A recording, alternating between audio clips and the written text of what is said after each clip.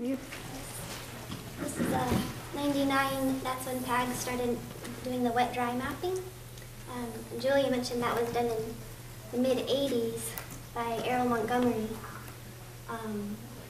And that's when it was, from their aerial assessments, they believed that all 9.5 miles of the Cienega Creek Preserve were flowing.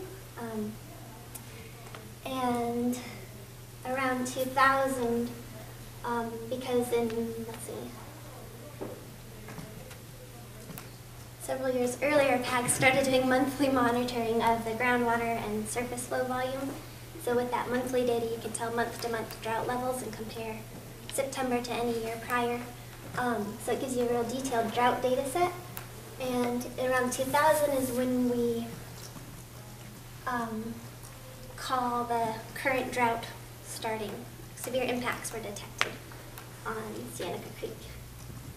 And so from that wet-dry mapping, which happens every quarter, that information was shared with several other people, including TNC and BLM and NEMO, and it eventually grew into several rivers across the state doing wet-dry mapping using all similar protocol. And also, same as the drought being detected, then that's when the big erosion head cut first started forming. So a later study on head cut erosion revealed that the tie to erosion is closely linked to drought or lowering of a groundwater table. Okay. Yeah. Who's next? Oh, go ahead. You can finish. There's a little more just up here where we began water quality monitoring too, trying to make sure we have a baseline data for any future land use change. And PAG helped with the effort to delineate shallow groundwater areas and intermittent and perennial streams as part of the Sonoran Desert Conservation Plan. Who's up? Scott. All right. In a previous career, I was with Audubon and leading their important bird areas program. And I had a citizen science program that did bird surveys on the Cienega Creek Preserve, and actually it was 2001, 2002, and 2003. Documented a lot of yellow-billed cuckoos. And that data is still available in an online database, as well as other areas too. The citizen science program moved to Las Cienegas and did some surveys in 2007 and 2008, and never completely designated either of those two areas as an important bird area.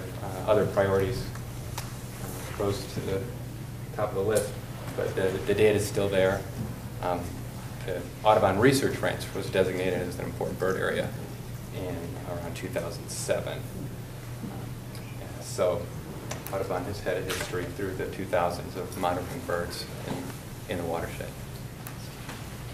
I don't think we had our first greyhawk though. On that, those early surveys did not have a greyhawk on the lower preserve. That came later, more like the mid 2000s. Interesting. And now greyhawks are quite common in the lower preserve. So here in 2002, Sky Island Alliance started a citizen science wildlife tracking program, and we have 2 transects on Las Cienegas and 4 or 5 transects in the lower Cienega area. And that was working with the Sonoran Institute and the BLM, and we also did a project that I don't know a whole bunch about, but I'll find out more, called the Missing Linkage. And then we did a bunch of road surveys and looked at animal use of that corridor between Las Cienegas and, say, the Saguaro National Park. And I will get that information into this timeline at some point.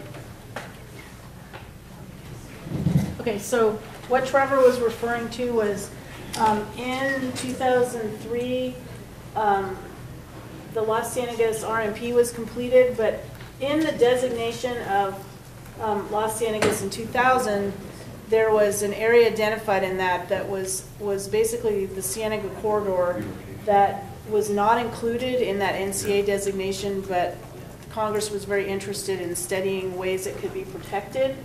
And so between 2000 and 2003, with the Sonoran Institute, with Skyland Alliance, we moved to the creation of the Cienega Corridor Conservation Council, which was one of the ways that that protection was to be implemented. And also that missing link report was written. It was part of what was included in a report to Congress about a number of the importance of the resources and a number of strategies about the protection of that area.